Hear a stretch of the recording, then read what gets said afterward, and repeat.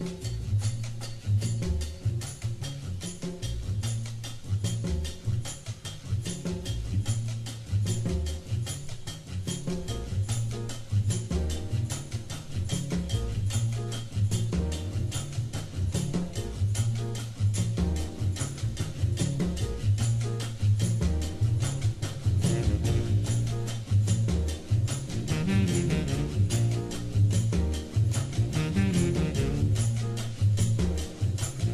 evening and welcome to the Poets Cafe, the art of conversation. It is where artists comes alive. The spoken word brings forth the inner creations of hidden treasures, expressing tones of lyrics felt within the soul, a vibration that brings stories untold. This platform represents artists of all backgrounds through various forms of expression, including writers, singers, spoken word, and artistic expressions in painting, literature, poetry, and a journey through life. Mystery seeks to bring new ideas and opportunities to the mind at all levels. Wherefore my time leaving tomorrow on the wings of yesterday, where birds fly higher than the mystery of dreams never knew. Why do mellow sounds ring silently without ever leaving memories of my lonely blues? To walk by the calls of nature, sing in harmony, pray for the love of the skies, and dance with the stars like a feminine ballerina, gazing across the stage in her soft-toed ballerina shoes. Welcome to the Artists of Poetry Cafe show, Poetically Speaking, hosted by Terry Benjamin and Ron C. McCrae. As delighted as we are, we can't wait to embark on a new wave of presenting this platform to our audience. So, sit back and enjoy. Don't forget to subscribe and hit the like button. Now, let's get started. Let's get started. This is the show you've been waiting for, Poetically Speaking, the place for the spoken word with yours truly, Terry Benjamin and Ronald C. McCrae. Our engineer for this afternoon is Pierre. And again, as always, we bring you a dynamic program because you deserve it. Today's agenda, very exciting. Dreaming of abundance, living in the overflow. And that is sort of inspired by a scripture from the Bible. At Luke 6:38, it says, "Give, and it will be given to you. A good measure, pressed down, shaken together, and running over, will be poured into your lap. For with the measure you use, it will be measured to you." And so again, the more you put out there in a positive way, the more that you'll get back. And not just what you put out there, but it says here it would be pressed down. And again, it's pressed down and given so much that there's an overflow. And what I'm saying to you again, the agenda, dreaming of abundance and living in the overflow. And we're going to get into that whole concept in terms of you becoming all that you can become and also getting all that you deserve. The quote of the day: "You can start with nothing, and out of nothing and out of no way, a way will be made." And this is from Michael B. Beckwith, author of The Answer Is You. Michael B. Beckwith is the creator of Agape International, and this is on the West Coast. And again, he's been going for a long time. He's actually featured in one of my favorite books. It's called The Secret. So he's in that particular book. And so again, and I quote, "You can start with nothing, and out of nothing and out of no way, a way will be made." Okay, and then this is Michael Beckwith, author of The Answer Is You. And so again, there's always hope, but you have to do something to make it come about. I tell you, we are blessed to have in the house a resident poet. And as always, he's giving us more than food for thought. He's giving you a plan of action as well. And so really, with no further ado, I introduce you to my brother, Ronald C. McCrae, our poet in residence. Ron, what you got for us today? Good evening. It's always a pleasure. And if I may, I'd like to start with this. Actually piggyback off what you just read. Yes. The answer is you. Yes. And I'm just going to use a couple of different pieces. For example, you know, when God called Moses, he told him what to do, but he also asked him, "What's in your hand?" And so naturally at that time, you look at what's in your hands, even if we ask you. And first thing you say, well, either nothing or a cup of coffee or a cigarette or something, a glass of wine. Yeah. But that's not the point. The point is really your future of wealth. Mm-hmm. And as you read from Luke, Yeah. is your blessings. So what's in your hands is the opportunity that you get up and do something.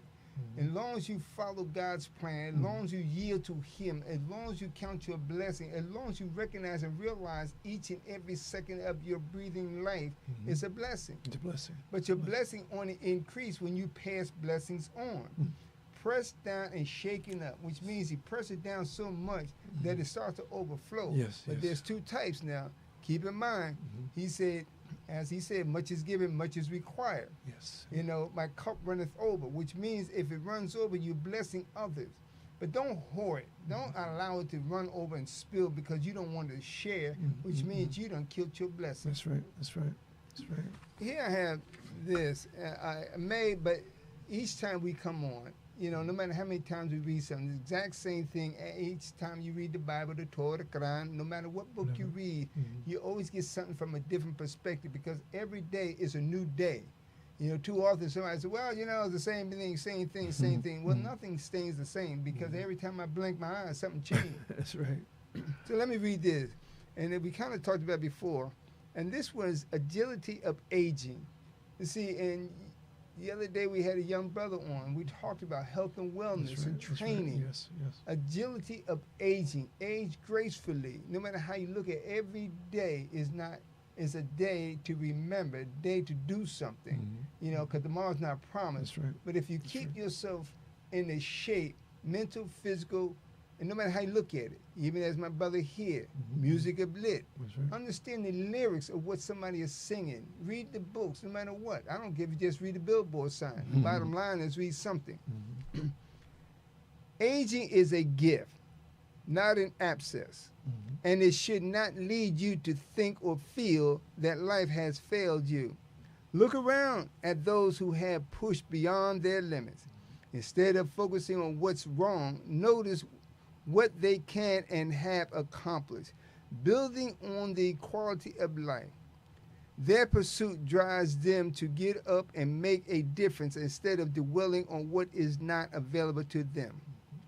They use their imagination and faith to say thanks for I am and that I will do today. Belonging is the first step towards an unseen goal.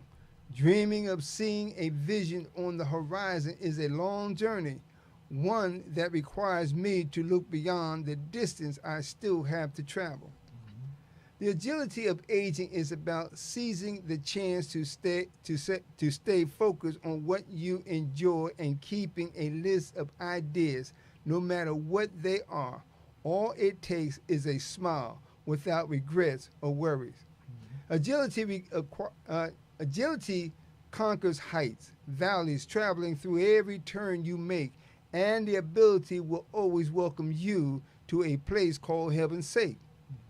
Springtime, summertime, winter, and fall, where have you been and what stories have you told? Conversations inspires many or none at all.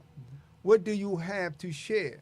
The agility of aging is about living without feeling invincible despite disability. And so again, with all due respect, those who have a disability, I'm not talking about them. I'm talking about the ones who have no disability except the way you think. You see, that in itself will cause you to think that I can't do something. I don't have anything. And as you indicate, what's in your hands? You see, pressed down and shaking out. The fact that you thought about that is a blessing. But see, you counted the blessing out of the blessing by thinking, I don't have anything. You see, and that's the problem. That's the problem. Again, like we said, we're dreaming in abundance and we're living from the overflow. Something to think about. Here's something else we hear all the time on a regular basis. And to tell you the truth, it really irritates me because especially when somebody takes ownership of somebody else's negligence or fault. And so the title of this is, I'm sorry. You know, you call somebody and somebody do something, you call their manager, the boss, or somebody, and somebody, oh, I'm sorry that happened. I'm sorry. I'm sorry.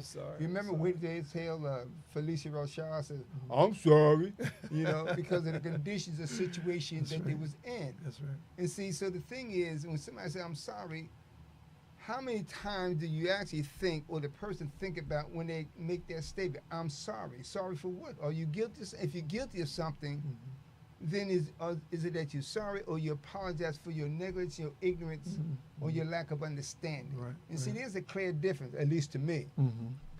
I'm sorry is often used as an excuse to justify wrongdoing without truly grasping the truth.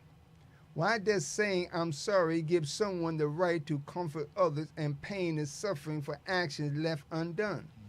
A dead end that leads nowhere is a foundation without substance. The value of sealed lips outweigh the power of the truth trying to surface, spiraling downward at a speed beyond understanding. The mind cannot understand why someone won't admit fault without being willing to return to the truth. A confession that's soulless. An apology for another mistake cannot mend the deep wounds caused by careless words. What does I am sorry mean within a pillar of justice? How can someone speak with a renewed heart, accept ownership of the spiritual soul, submitting to that higher authority without bitter blame for not forgiving? I'm sorry with an honest heart. I build everlasting trust in the essence of a bonded relationship where parts come together to form a whole as one in the universe of self-love. Born in the realm of universal stars, a galaxy of endless passion, a desire for unexplainable feelings with no words, just pure and harmonious. I'm sorry. It has no basis. Only the confession seeks that light which never dims, pure of heart, to inspire genuine thoughts about why human error knows no limit in life. Pointing the finger has no direction. It is merely a meaningless crossfire under the light of truth, which always reveals itself, a transparency from darkness into the light of justice. Take responsibility before exposing the wrong and live freely without guilt holding you back. Always be honest and never deny the truth.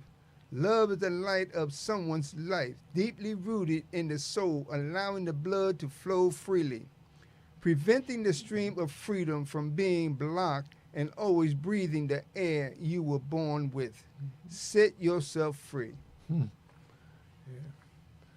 I like that. You know, again, we can be sorry, but we got to make amends and we got to move beyond that. So thank you for that, Poe, because I think it's really timely. I think we can all relate to that. You got something else for us there? No, but I just like to make the short commentary on this because, you know, even to kind of piggyback off that, you know, accept faults, confess your faults, ask for forgiveness. Don't say I'm sorry because it's meaningless. It serves no purpose. It's only when you say I apologize. Will you forgive me? You see, that's what's important. That's what the Bible says. That's right. I think it's in Matthew 6, 6 or 10, somewhere. But anyway, you can look it up. In any book you pick up, it will tell you forgiveness. Accept your faults one to another, no matter how you look at it. That's where freedom and blessings come into play, because you're setting yourself free from an isolated situation that you can't get yourself out of as long as you keep denying your fault. I'm sorry. I'm sorry. I'm sorry. It means nothing. You really adding insult to somebody.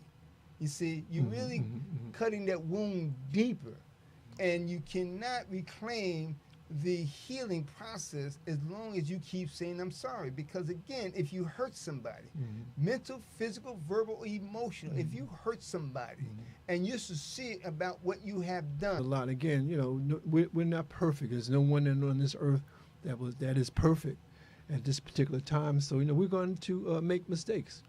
And then really the more that you try to do, the probably more mistakes that you will make.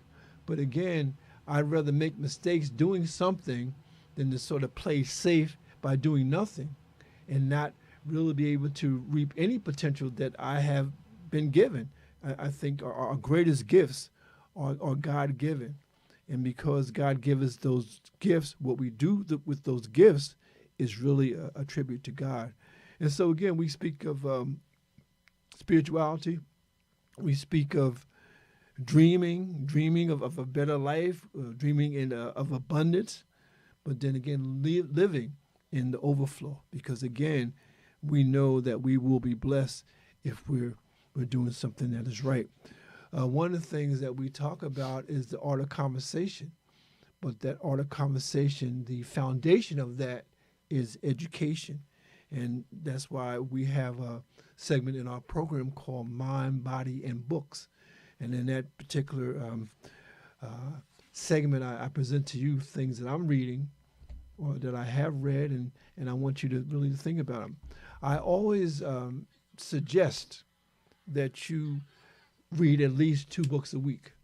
And I suggest that you read a fiction book and a nonfiction book.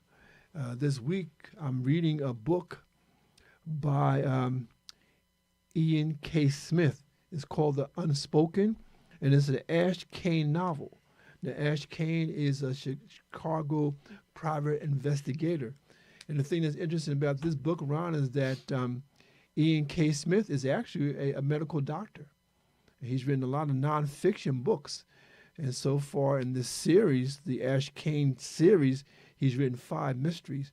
And Ash Cain, the name of the main person, the Chicago private investigator, Ash, is spelled A-S-H-E, and that's from Arthur Ashe. And so this character is named after the great tennis player Arthur Ashe. And so again, this is The Unspoken, the first in a private investigator series by Ian K. Smith. And so I recommend this highly. And so this could be your fiction book. But now the nonfiction book is from another one of my favorite authors, and this is Dr. Dennis Kimbrough. And the name of the book is The Wealth Choice: Success Secrets of Black Millionaires. And this is by Dr. Dennis Kimbrough. And this is also sponsored by the Napoleon Hill Foundation. And Napoleon Hill, as you well know, is author of the book, the classic, Think and Grow Rich. And a lot of the things that are in this book are inspired by Napoleon Hill. And we're going to get into this book a little later on, but I just want to give you an idea of what's in the book. Dennis Kimbrough, he interviewed many black millionaires. And some of the people that he actually interviewed for this book are some names that you may know. For example, Les Brown, Kirk Franklin, Tyrese Gibson, Steve Harvey, Kathy Hughes, T.D. Jakes, Damon John, Spike Lee, Tyler Perry, Antonio Reed, Barbara Smith. These are people that you might know. So for this book, he really interviewed these black millionaires. And again, there's a lot of wisdom in these books. There's a lot of wisdom in these interviews that he did. And so, I recommend this book highly. The Wealth Choice: Success Secrets of Black Millionaires by Dennis Kimbrough. And again, another book that I think that you will really enjoy. You know, it's funny, Ron, that we have these books, we have these testimonies of these black millionaires, and, you know, it's almost like being a black millionaire is not as impressive as being a billionaire. But again, I guess you got to start somewhere, right? Absolutely. You know, and I was just thinking, because one of the most important things when you look at and set these in categories, a millionaire, a billionaire, and those are centered around material things, right? A millionaire, what constitutes a millionaire and what constitutes a billionaire? That's a good point. Now, you take those two and you look at it from an outside perspective. I'm using this term from an outside perspective. What about wealth? What constitutes wealth? You see, So you take a millionaire who's a millionaire of what? Mhm. What constitutes a millionaire? You take a billionaire, and so in a sense, it's almost like they're in competition. Mhm. But somebody ran faster, got to the top a little quicker, with it, however he or she got to the top. Mhm. Mhm. But when you have wealth, wealth is the foundation of life. No matter how you look at it, without wealth, you have nothing. There is no millionaire, there is no billionaire. And so when you take the wealth and you break it down and constitute, you look at self, what we talk about all the time, self, your health and wellness, your breathing. Physically, you may not have some of the things others may have, but the fact that we are breathing, we're living, we can see, we can hear, whatever the case may be. But I'm wealth. It's wealth. I am full of wealth. So when you hear somebody with full of joy and laughter and happiness, and they spreading that wealth of laughter and whatever kindness, is wealth. You have the highest and the most profound mountain in the universe. Wealth, health. As we always talk about, your training, your exercising, a conversation, the art of conversation. Because you'd be surprised what somebody going through. You can take a billionaire and a millionaire. How many of them even today, with all the material wealth that they have, are they wealthy mentally, physically, emotionally? Are they wealthy? No, because you hear the exact same thing up top as you do in the bottom. Either the suicide, homicide, somebody, man, I don't care if you're a doctor, lawyer, business person, you hear all the negative things that go on with them, but yet and still everyone on the bottom who has a wealth, forget that you have wealth. And just in short, it's just like we was growing up back in the day, for everybody at the sound of our voice. Yes. You know, you remember the hard moles and children, the fat back and bacon, all this. All But see, that. we was healthy. There was wealth because none of us starved to death. None of us had to complain about there was nothing to eat. Yet today, you look at the substance that you see and you fighting with and dealing with. Now you're losing your health, you're losing your wealth. You're losing this, you're losing your wealth. And if you don't think about the blessings, and that's where the wealth come from your blessings, because it's all pressed down and shaken up. Because the more God has given you, the more he gives you, the more wealthier you become, because you can get out there, dance and shout for joy, versus somebody who has all the material things, and yet still they're complaining. And this last point, those who may know and heard about, even with Howard Hughes, you know, he was so wealthy, he was a multi-billionaire way back then, ahead of his time.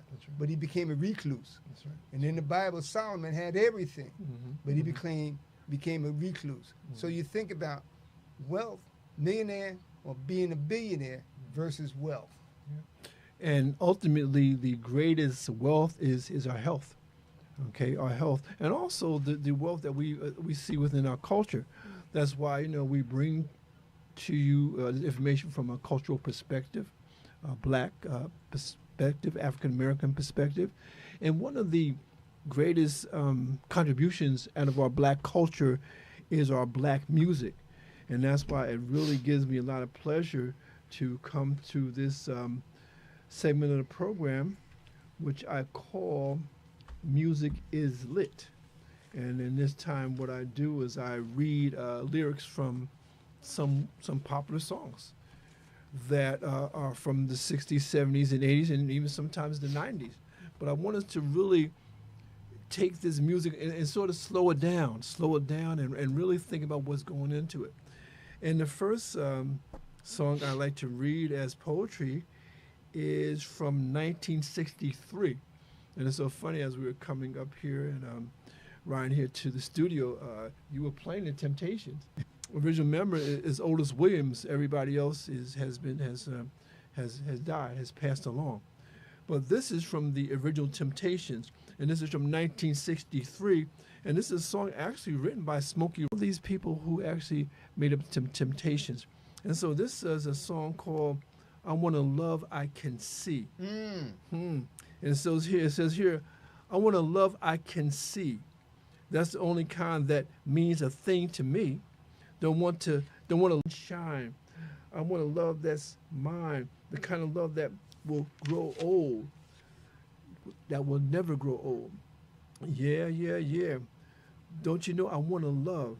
Don't you know I want a love? Don't you know I want a love? I want a love I can see. I want a love I can see. The kind of love you could give to me. Give to me. The kind of kisses to make me melt. The kind of love that can really be felt. Yeah, yeah, yeah. Baby, baby, baby, baby. I I need a love. I need a love I can see. That was the Temptations. And this song, again, is from a group called The Originals. Now, they recorded this in 1969. The song was very, very popular, but not many people realize that Marvin Gaye wrote the song. He wrote it with his wife, Anna Gordy Gaye, which was the sister of Berry Gordy, the founder of Motown. And so this song was written by Marvin Gaye with his then wife, Anna Gordy Gaye, and it was recorded by the Originals, and the name of the song is Baby, I'm For Real. This was 1969. Baby, you don't understand how much I love you, baby, and how much I want to be your only man. And you know, darling, you don't have to go. I want you to stay a little while longer. I want to talk to you a little more. Baby, I'm for real. I see the tears in your eyes, and I know you are wondering, am I for real? Baby, baby, you don't understand how much I love you, baby, how much I want to be your only man. Oh, baby, baby, baby, baby, you don't have to go. Stay a little while longer, baby. I want to talk to you just a little more. I see the little tears in your eyes about to fall. You are wondering if I'm falling. But if you cry, I wonder why you cry. I tell you no lie. This is how I feel. Oh, baby, baby, baby, darling, this is how I feel. Oh, baby, I'm for real. But if you want to know the truth about it, girl, I just can't live without it. And that's why I'm confessing my love to you, so that I can live my whole life with you. Baby, baby, baby, my whole life with you. Don't leave my whole life with you. Never, never, never, never gonna leave you, baby. My whole life with you. Baby, I'm for real. And again, recorded by the Originals, written by Marvin Gaye and his then wife. And this last song is from 1977. Another one of my favorite artists, a gentleman named, and I call him the Southern Gentleman, Peabo Bryson. And the name of the song is a classic song from a classic artist, a classic R&B giant, you know. And Peabo Bryson, and the song is Feel the Fire. And Ron, I tell you, there's a version of this song as recorded by Stephanie Mills and Teddy Pendergrass. And I tell you, man, I sort of they performed this, and it was just amazing. And they took it to a whole nother level, you know. But again, Stephanie Mills and Teddy Pendergrass. But the original was done by Peabo Bryson, and this is Feel the Fire, 1977. Something that you told me stayed in my head all night long. You wanted me to love you when you said softly, reach out and touch me. My love is in your hands. Feel me. I want to feel the fire. Yeah. Feel me. I want to feel you. Oh, and if I should lose your love for any reason at all, then let my record show I gave you all the love I know. Something that you told me stayed in my head all night long. You wanted me to love you when you said softly, reach out and touch me. My love is in your hands. Come on, girl. Feel me. All you got to do, I want to feel the fire. Yeah, feel me. Feel me. I want to feel you once again. And if I should lose your love for any reason at all, then let my record show I gave you all the love I know. I know. Whoa, ho, ho. Feel the fire, yeah. All you got to do, don't try to play with my emotions. Give me loving and devotion. Feel the fire. Oh, my love, if you don't really mean it, don't play with my emotions. Ho, ho, ho. Feel the fire. Feel the fire. Don't try to play with my emotions. Don't try to play with my emotions. Feel the fire. Yeah. Don't try to play with my emotions. Feel the fire. Give me loving and devotion. Feel the fire. It's People Bryson. And again, the music, the music that we have, the history of our music can't be compared to anything. I look at this United States of America, as we call it, and it'll be nothing without the music of the 60s, 70s, 80s, and 90s. And again, we're still doing it. We're still doing it. But again, those classics, I want us to hold on to those classics, hold on to that music, hold on to that poetry, because again, it is something that we can use right now. I mean, man, it was a song said, just a little loving, early in the morning, beats a cup of coffee for starting out the day. Yeah, what is that from? You let me know. It's interesting because all of them actually tie into what we've been talking about. Yes, Friends, lovers, and soulmate. But, to get to these lyrics of these songs, the inspirational aspect of it is the solid part of romance. That's right. That soft, silent touch to sensually come close to feel, to express, whisper, no matter how you look at it. Even if I just look at you, I want to love I can feel. That's right.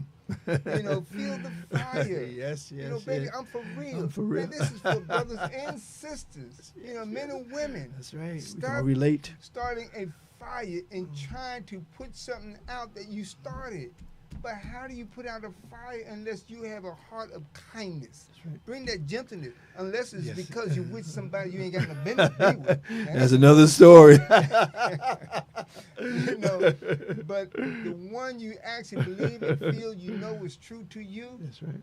He or she said, I want to love, I can feel. That's right. This is what he's saying. That's I wrote right. a piece. I need a whisper. This is what That's he's right. saying, brothers.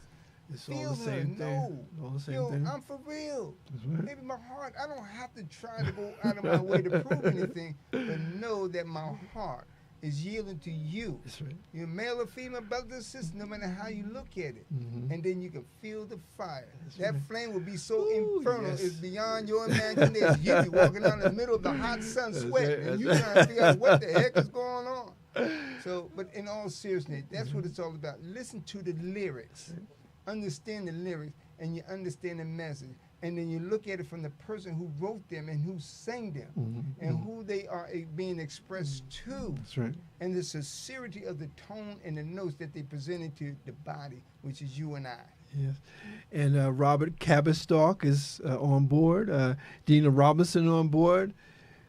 Good afternoon, Robert. Good afternoon, Dina. Again, these were two of our day ones. They were with us from the very beginning, and we really appreciate that. We appreciate you being with us this evening, and we also appreciate you spreading the word, because I know you've been doing that, because a lot of people have been commenting. A lot of people, sometime after the program, they catch up with the program on YouTube. And so we thank you for that, And again, this is the part of the program where we is entitled Food for Thought.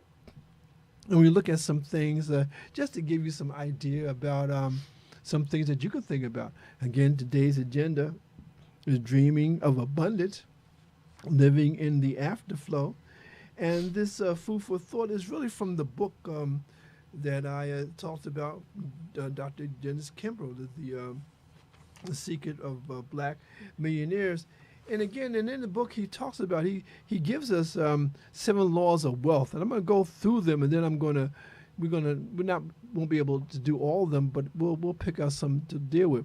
And this is the 7 laws of wealth as outlined in the book on Black Millionaires from Dr. Dennis Kimbrough. And it says, number 1, wealth begins in the mind but ends in the purse. Number 2, decide that you will not be poor. Number 3, believe in thyself when no one else will. Number 4, to thy own self be true. Find your unique gifts. Number 5, how may I serve you? Number 6, Thou shalt own thy own business. And number 7, make thy money grow. Ron, I think I want to look at number 3. It says here, believe in thyself when no one else will. Why is that a law of wealth, Ron? Believe in thyself when no one else will. Why is this so important? It's important because, again, if you don't plant a seed, nothing will grow. If you don't cultivate, whatever you plant won't grow. You don't have anything. So by believing in yourself, you plant that seed of your thought, that positive thought. That's what brings wealth. And you cultivate that thought, that dream, that vision. No matter how you look at it, you cultivate it. What you believe. Because I'm talking to everybody who believes in a higher power. That's right. Especially, let's call spade a spade. Please, especially the so-called Christian. Now, I say that because, again, everybody yields to God, but you want the quick fix now. But if you yield to Him and wait on and have patience and say, Lord, I believe in your word. You promised me. So I'm going to take what you promised me with. I'm going to take that seed, that word, I'm going to plant it inside myself, because He's looking for you to believe in yourself. Because if you believe in you, I will show you the way. I will show you what's in your hand, even when you don't think nothing's there. But I want you to cultivate your dream, your belief, your desire. And the question is, what is your desire?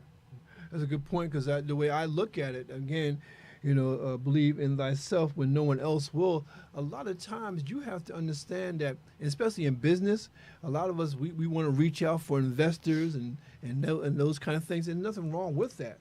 But with every investor that I know, he has to see, or she has to see, how much you're investing in yourself.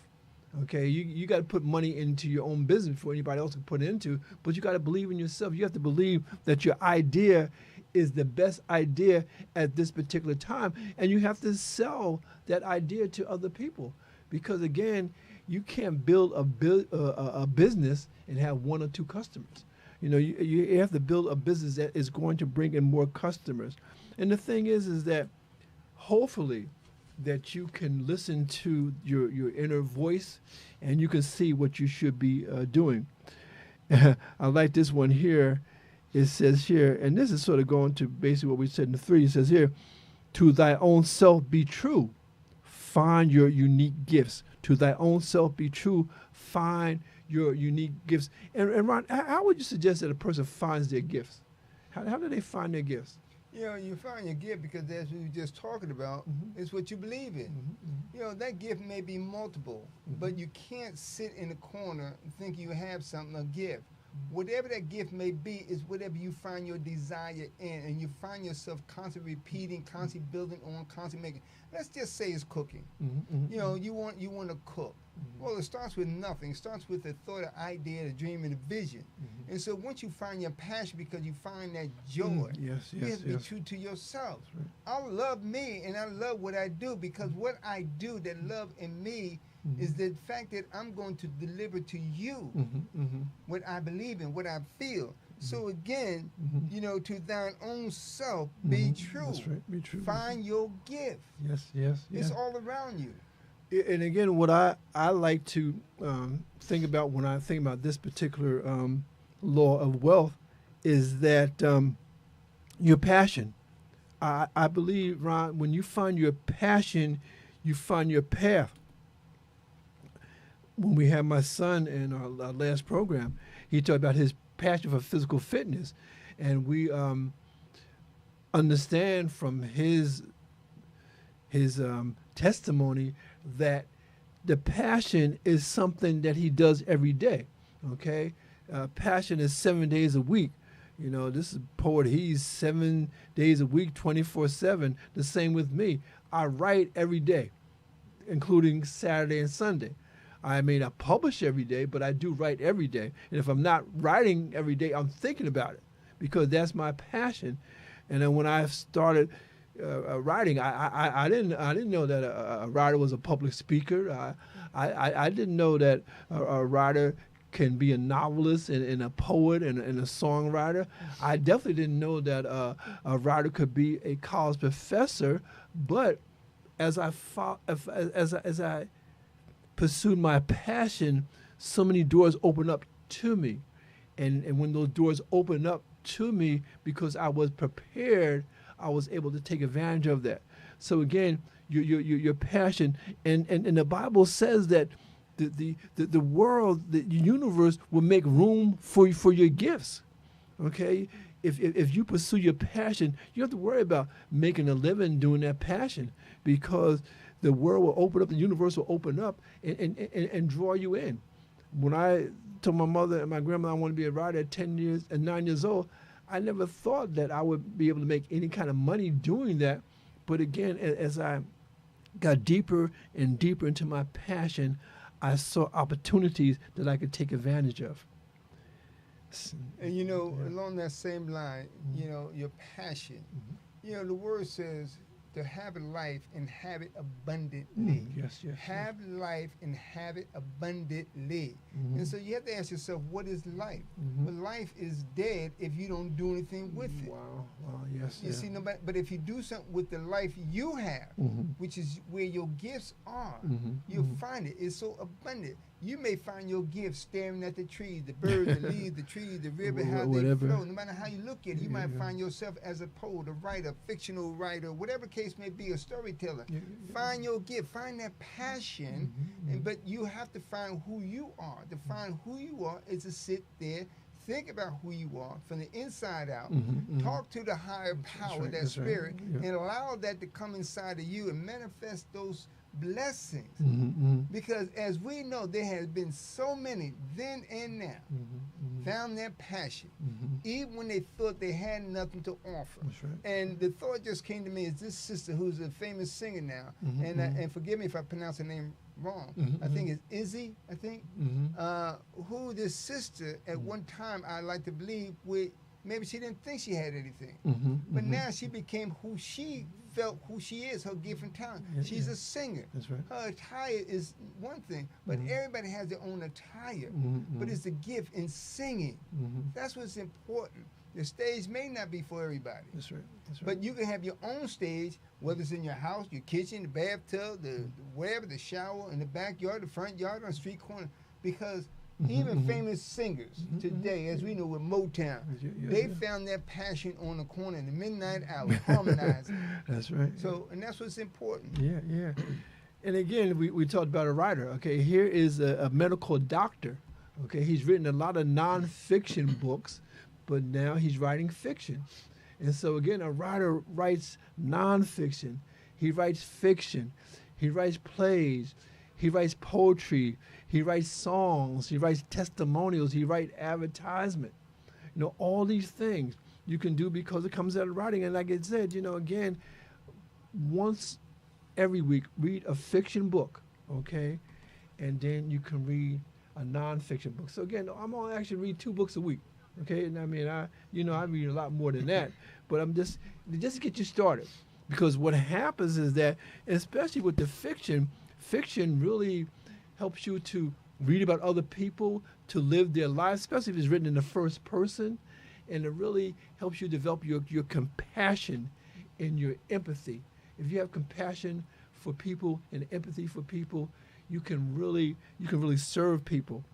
And number 1 here, the 7 laws of wealth, it says here, wealth begins in the mind but ends in the purse. What does that mean, Ron? Wealth begins in the mind but ends in the purse. What does that mean? Well, break that down. What we just talked about. It starts with the thought, the idea, the vision, the dreams. Once you see that, you understand it, you start to cultivate it. You know, whatever that thought is. And now, God may give you a lot of thoughts. Also, keep in mind, evil gives you a lot of thoughts, too. You have to figure wrong thoughts. Which train you going to get on. That's right. You know, does the train look like it's just going nowhere, or the other one has a lot of lights on? So you have to distinguish. But in all jokes aside, again, it starts with, you know, it starts within you.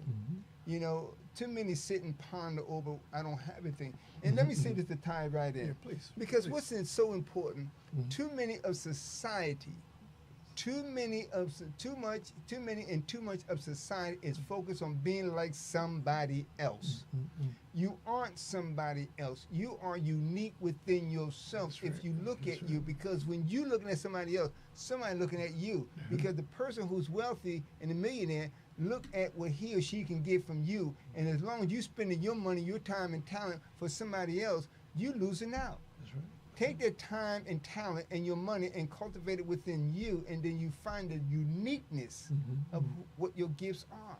That's what's important. Yeah, it's important. And again, this book by Dr. Dennis Kimbrough, again, it is really sponsored by the Napoleon Hill Foundation. And Napoleon Hill book was written quite some time ago. But the thing is that idea, the idea that he put out there, that he cultivated, called Think and Grow Rich. And what happens in that book, that classic book, he talks about your burning passion, your burning desire.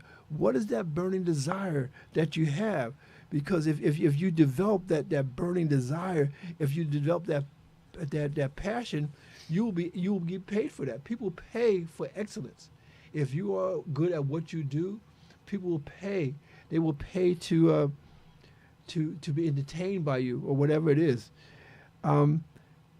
This one here is number 5. How may I serve you? And I think what happens is that people make money through their service. Okay, you're giving a service, whether it be food, whether it be entertainment, whether it be books or whatever. You're giving someone a service, and they're paying for that service. And sometimes the best businesses are those franchises, like McDonald's. There's McDonald's all over the world, and you can go into Japan. You can even go into Russia, and that McDonald's hamburger will taste the same because it's franchised, But I think that when I talk about being of service, I mean, we live in a situation, we live in a time that's very, very depressing. We live under a government leader who is only concerned about those who voted for him. Not because we're suffering because of the idea that he just looking out for those who have put him in office. I think it's wrong, but again, we have to deal with that.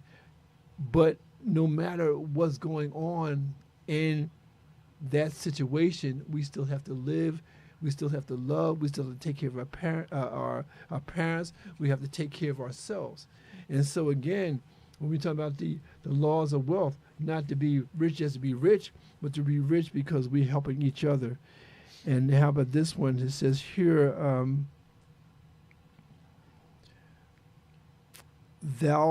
let me do number 2, okay? Decide that you will not be poor. Decide that you will not be poor. And when I say that is that, we all get money, but what do we do with that money? How do we use that money to help ourselves, to help our families? And I don't know about you, Ron, but I tell you, I always have a few pennies on me. It may not be a lot of money, but again, I was raised in poverty. I was raised by my mother and my grandmother. They didn't have a lot of money, and so I know what it is to be poor. And I promised myself that I will never be that poor again.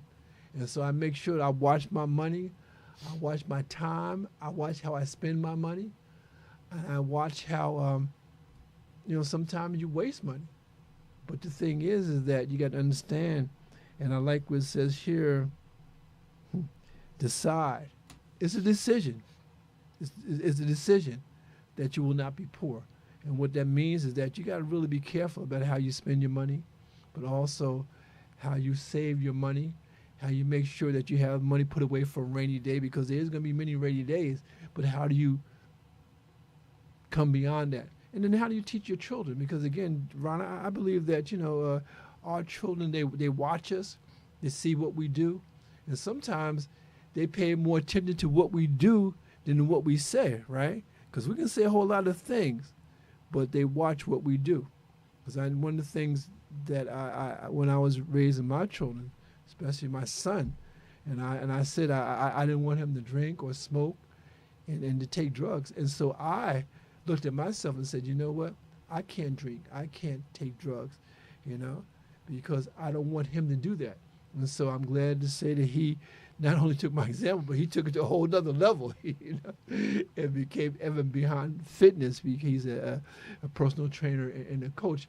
But Ron, what do you think about that? I mean, have you said to yourself that, hey, look, I decide that I will not be poor?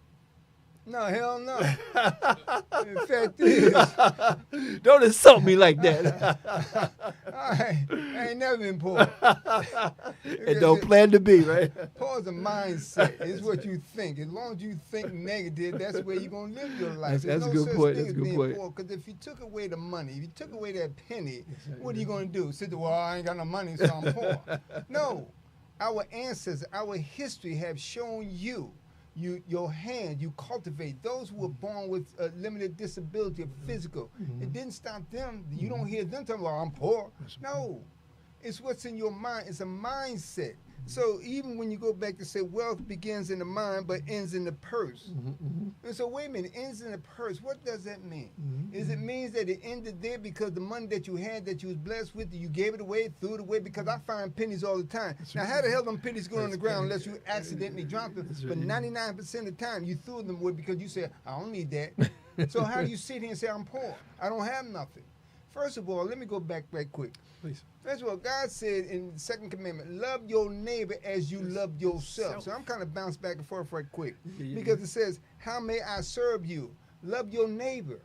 Because when you serve your neighbor, you work in a restaurant, like you said, McDonald's and other places, they're serving you. That's right, yeah. But you also have to understand there's a difference between serving something positive and good.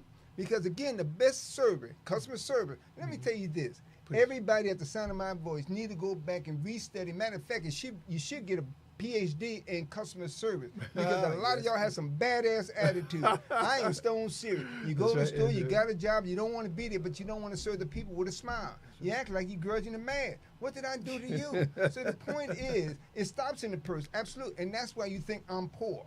You're poor begging, but you never ever heard, at least you can hold me accountable, because I never heard a poor person, I mean not a poor person, a homeless person say I'm poor.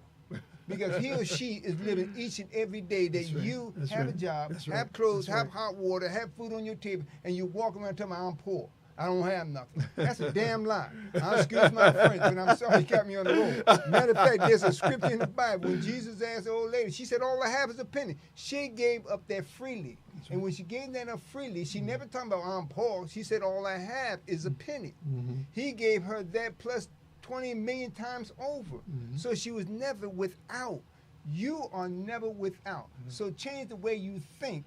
And like we said, you know, as a man thinketh, think and grow rich. That's what this list is all about, is how you think. No matter how you look at it. That's right. I'm poor. Yeah, but like you said, my brother, it's a mindset. And also understand about money. See, money is to be circulated, okay? You can't make any money hoarding money. Sometimes they say you got to spend money to make money, okay? You have to really put it out there to get it back. You know, don't be such a person that is holding your fist closed so tight. But again, when you hold your fist closed like that, you know, okay, nothing can get out, right? But again, nothing can get in. Okay, so you really have to be open to the universe, and you have to understand that it's your mindset. Okay, is it a growth mindset, or it is a failure mindset? Okay, which is sometimes a fixed mindset. Okay, you keep on thinking the same thoughts and expecting a different result. It don't work that way. You have to elevate your thoughts, and that's why we tell you to read books. If you can't read books, listen to books. If you can't listen to books, get around people who are smarter than you are, okay? And listen to their conversation and join in their conversation. Again, you know, we have so much within ourselves that has not been tapped. You know, again, Les Brown always says this, and I agree with him. He says, yeah, you know, die empty. What he means is that all your gifts, all your talents, just put them out there. Put them out there. You know, and empty yourself of these things that you've been given, this knowledge that you have. Let other people share in that. You know, it's like come into a party and everybody brings something, okay? Everybody brings something, and it makes the party better. Just imagine if one or two people brought something and the other 50 people didn't bring anything, okay?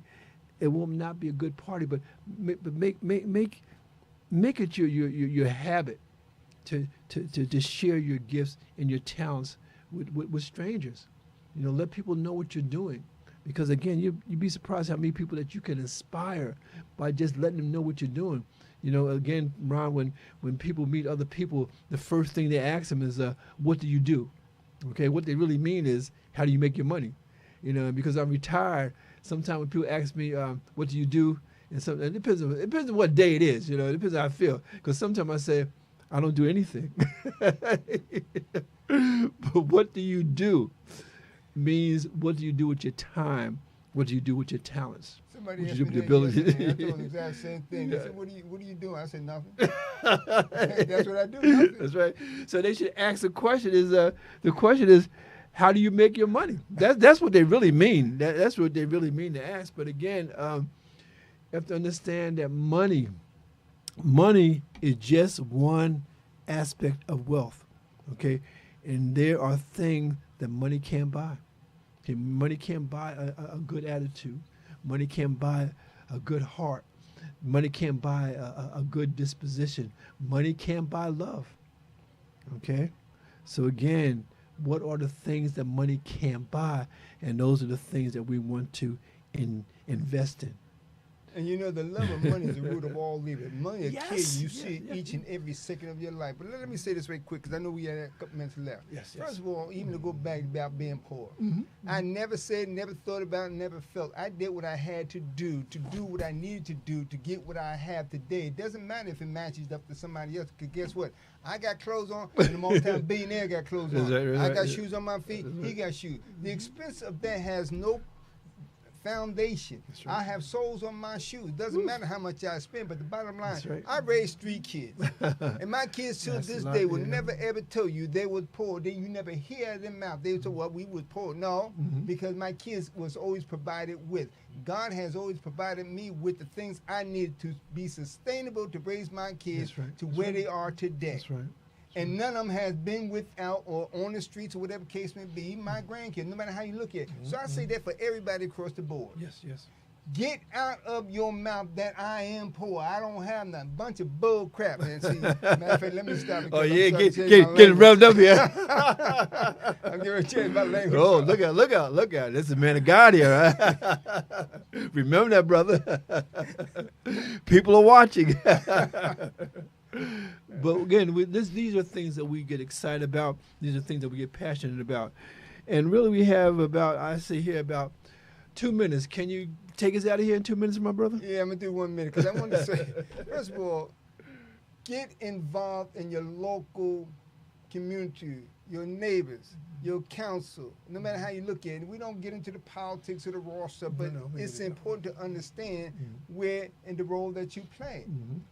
Matter of fact, even in here right quick, how may I serve you? Every single elected official from your local church, I'm putting emphasis on that, church, synagogue, wherever, to your elected official works for you, but they don't serve you the way they have been obligated to serve you. They want to control you. That's in churches, your council, your states, your county, even up to your president. I say your president. You see, he's controlling you because you, the people, all of us in one body, we won't come together. So we allow somebody else who is darkness, who represent evil, to control you. And that's the issue today. You need to change the way you think. You change the way you live. Cultivate goodness and a smile in somebody else, and serve the positive in somebody like-mindedness. Because good people come together, then you can build the wealth of the world. That's where the wealth comes from. It doesn't come from being poor. There's no such thing. No, again, this has been Poetically Speaking, the place for the spoken word. We're here Thursday from 6 to 7, and we're here from Sunday from 5 to 6. This is Terry Benjamin. This is Ronald C. McCrae. And again, we thank you. We thank you for tuning in. We thank you for spreading the word. And we thank you for being people who we can serve. And on that note, I want to say Good evening.